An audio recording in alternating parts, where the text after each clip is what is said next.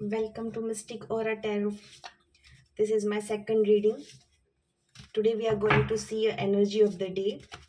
Let's check किस तरह की एनर्जी इस बार आ रही है. कार्ड को शफल करके हम देखते हैं. ये मैं Osho Zen tarot card use कर रही हूँ, जिसमें हम देखेंगे कि आज हमारी एनर्जी क्या आ रही है.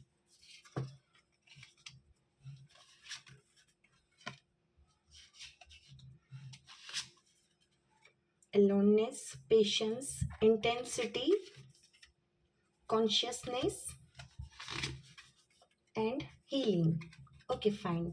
जिसकी भी एनर्जी मैं पिक कर रही हूँ उसकी एनर्जी में इस तरह का आ रहा है. बॉटम ऑफ द डेक आ रहा है द फूल, यानी कि पावरफुल एनर्जी है. आई थिंक आपको कार्ड्स विजिबल होंगे. अलोननेस. अभी जिस कार्ड को मैं एक्सप्लेन कर रही हूँ उसमें मैं आपको ये बताना चाहती हूँ कि आप में से काफ़ी ऐसे लोग होंगे जो अभी एक अलोननेस में, एक अकेलेपन में अपनी ज़िंदगी गुजार रहे हैं, जो ये सोच रहे हैं अकेले बैठ के, वो अपने दिमाग में एक थॉट्स ला रहे हैं कि मैं क्या करूँ, किस तरह से मैं आगे बढ़ूँ, किस तरह से मैं अपनी हर चीज़ों को सॉर्ट आउट करूँ. वो पेशेंस से अपना सारा काम कर रहे हैं, जिससे वो ये दिखाना चाहते हैं कि वो पेशेंस वाला काम कितना फ्रूटफुल रहेगा. उनकी पेशेंस की जो इंटेंसिटी है वो बहुत ही हाई है, यानी कि उनका जो इंटेंसिटी का लेवल है वो बहुत ही हाई होने वाला है. और उनकी जो कॉन्शियसनेस है वो उन्हें अलर्ट कर रही है. उनकी कॉन्शियसनेस उनको बता रही है कि उनको किस तरह से आगे बढ़ना है. यानी कि अगर हमारा इनकॉन्शियस माइंड बता रहा है कि हमें इस तरह से ये सारी चीज़ों को सॉर्ट आउट करना है, अगर हमारा इनर पीस के पास जाना है हमें, या हमें कुछ भी इस तरह का हमारा माइंड कह रहा है कि हमें ये काम करना है या ये काम नहीं करना है, तो वो हम कॉन्शियसनेसली से काम कर सकते हैं. इसके बाद की जो चीज़ आ रही है वो है हीलिंग की कार्ड. यानी कि ये सारी जो जो सारे कार्ड आए हैं वो एक साथ एक चीज़ जो डिक्लेयर कर रहे हैं, वो बता रहे हैं कि ये सारी प्रोसेस के बाद जो लास्ट में कार्ड आ रहा है वो हीलिंग का आ रहा है, जो ये बता रहा है कि अभी हील होने का टाइम आ गया है. आपने बहुत कर लिया, आपने अलोन रह के भी देख लिया, आपने पेशेंस से भी काम कर लिया, आपकी इंटेंसिटी भी हाई होगी, आपकी कॉन्शियसनेस भी हाई हो गई है. अभी आपको हीलिंग के फेज में जाना है. हीलिंग के फेज के बाद द फूल का कार्ड आ रहा है, जो बता रहा है कि आपको अभी सारी चीज़ें सक्सेस की तरफ लेके जाएगी. आप इस इमेज को देख के अगर एलोबरेट करें तो ये इमेज में दिखा रहा है कि एक पर्सन के हाथ में रोज है और वो एक ऊंचाई पे है. ये कार्ड खुद ही एक मेजर आर्काना का कार्ड है, जो बता रहा है कि आपकी यहाँ से पूरी इस तरह की वैल्यू और वो सारी चीज़ें एनहेंस होगी, आपको सब कुछ मिलेगा यहाँ पे. अभी इस कार्ड को हम एक्सप्लेन करेंगे डिटेल में, सिंप्लीफाई करेंगे, क्लेरिफाई करेंगे इस कार्ड को हम, कि ये कार्ड जो आए हैं उसका डीप मीनिंग क्या हो रहा है. लेट्स सफल दिस कार्ड. होप आप ये एनर्जी को पिक कर सके. अगर आपसे ये एनर्जी रेजोनेट हो रही है तो प्लीज़, इतने सारे कार्ड हम नहीं लेंगे. अगर इस एनर्जी को आप क्लेम कर रहे हैं तो आप अपना दिन इस हिसाब से बिता सकते हैं. चलो, ये कार्ड अपने आप आ गया है तो इस कार्ड को हम इस तरह से ले रहे हैं. अलोननेस की कार्ड को आ रहा है 4 ऑफ कप्स. उसके बाद पेशेंस को कार्ड आ रहा है 7 ऑफ पेंटिकल्स. इंटेंसिटी के कार्ड को क्लेरिफाई कर रहा है द हेरोफेंट. कॉन्शियसनेस के कार्ड को क्लेरिफाई कर रहा है 3 ऑफ कप्स. हीलिंग के कार्ड को कर रहा है किंग ऑफ पेंटिकल्स. और बॉटम ऑफ द डेक आ रहा है क्वीन ऑफ सॉर्ड्स. अभी हम इस कार्ड को बताते हैं कि अलोननेस का कार्ड क्यों आ रहा है. ये इसके लिए आ रहा है कि आप बहुत ही ज़्यादा, you are so negative or disappointed with your life's previous experience that you are not ready to accept any of the upcoming opportunity in your life. जो अलोननेस के कार्ड को क्लैरिफाई कर रहा है वो कार्ड खुद ही यही बता रहा है कि आपने बहुत ही नेगेटिविटी में अपना टाइम कर लिया है स्पेंड, अब बहुत ही डिसअपॉइंट हो गए हो. आपका जो भी प्रीवियस का एक्सपीरियंस है वो चीज़ आपको छोड़ देनी चाहिए. उस चीज़ को अभी आपको नहीं देखना चाहिए, वो चीज़ को अभी छोड़ के आगे बढ़ना चाहिए. पेशेंस के कार्ड को जो क्लेरिफाई कर रहा है वो है 7 ऑफ पेंटिकल्स. वो ये बताना चाह रहा है कि you understand the value of putting in time and energy now for longer term rewards and have a strong desire to invest in sustainable results, you are not looking for quick wins.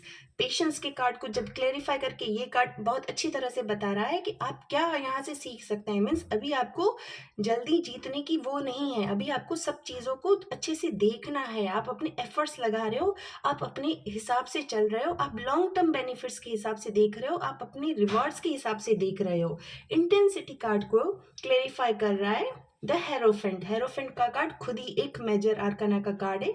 वो ये बता रहा है a counsellor और a mentor who will provide you with wisdom guidance to find a perfect solution to your problem. It may be a spiritual religious advisor such as a priest.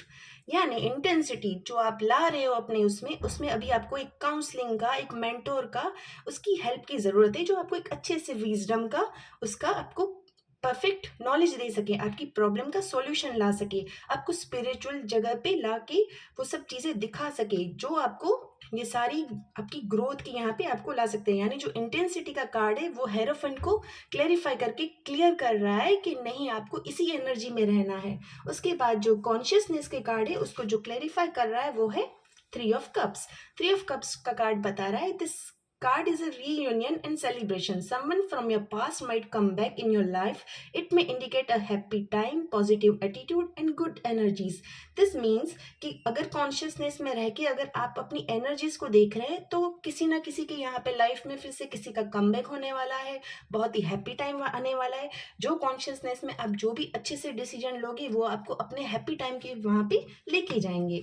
उसके बाद जो आ रहा है हीलिंग का card. Healing के card को king of pentacles जो है क्लेरिफाई कर रहा है। वो ये बता रहा है कि not only you do identify opportunities for growth and success, but you also draw upon your self discipline control to manage your wealth and invest it wisely for the long term.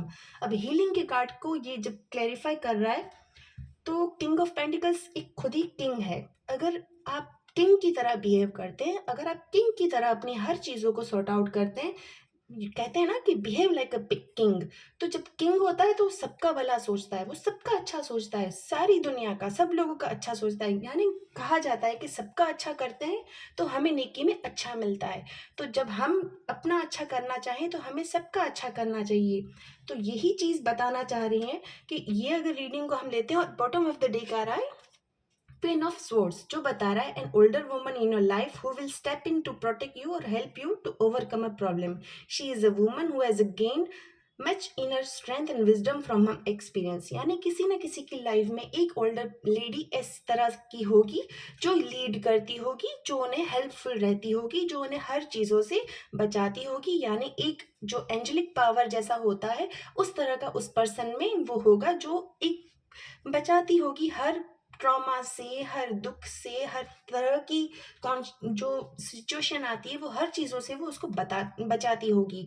तो ये queen of swords है, वो भी एक queen है। यानी कि जब एक हेरोफेंट और जब क्वीन की दोनों की जोड़ी आ गई है, इट मीन्स कि आपको इस हिसाब से अपनी ज़िंदगी को बढ़ाना है। आपकी लाइफ में अगर कोई भी इस तरह की ओल्डर पर्सन या कोई भी है तो you have to respect her और उसके हिसाब से उसकी विजडम का यूज़ करो, उसके हिसाब से चलो और उसी हिसाब से आप अपना दिन बनाओ। आज के लिए बस इतना ही काफ़ी है। Thank you for so much.